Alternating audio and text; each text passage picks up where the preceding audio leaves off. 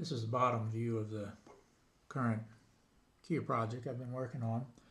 I did a new printed circuit board for it. It has all of the I/O connectors and also some pots and push button switches mounted on the printed circuit board. The pots and switches are on the other side. So here we're looking at the bottom view of the Keyer, but when I did the layout, it was the component side of the printed circuit board.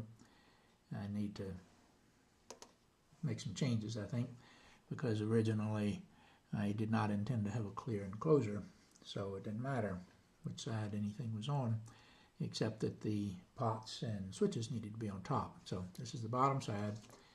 This is the key jack to the rig. Next is the PS2 connector. Next is the USB interface. Next is the paddle connector. Then the DC input, the output to the sound card, the input from the sound card, the headphone output, which I use to go to both headphones and external speakers, and jack specifically for an external speaker. So that's the bottom view of the Keyer. The back side, it'll be a little hard to tell here, but the back side is open, so you can reach in to plug the cables in. The LCD is mounted up on top, and the 4 push button switches we'll look at later, and the 3 pots. This is the local sad tone volume, this is the received ICW volume, and this is the drive to ICW. It does not have a knob on it at the moment. The speaker, internal speakers on the front panel, the power switch, a switch to turn the speaker on and off, and a switch in series with the key line to turn off the key line to the rig. I think I have the volume set so that, okay, right now I've got ICW and loopback, but I've got the volume for ICW all the way down, so all I'll hear is a local sad tone.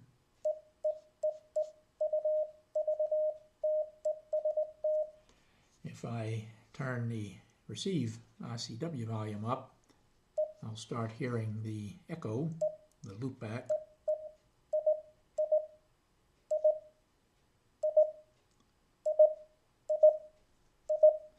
So there I had the loopback up louder than the local side tone. If I start sending a pre-programmed message,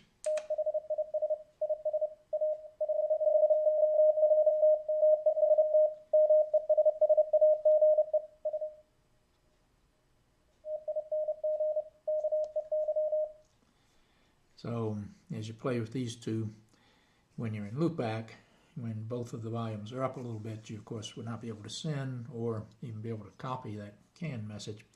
But I have it set up this way just to demonstrate that the interface to the server is working. The Keyer functions are all the same as the Keyers for the last 3 or 4 years. Same basic functions, some changes here and there. The assembly of this printed circuit board is the big new thing with this Keyer.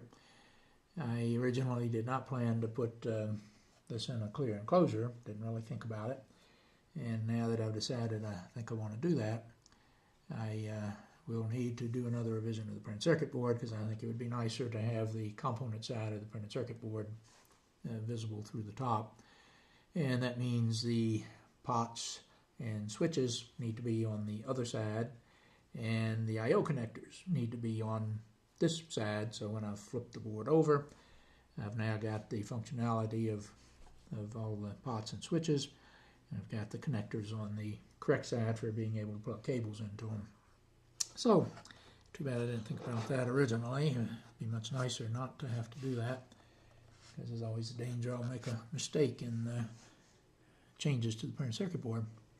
So, that's pretty much it.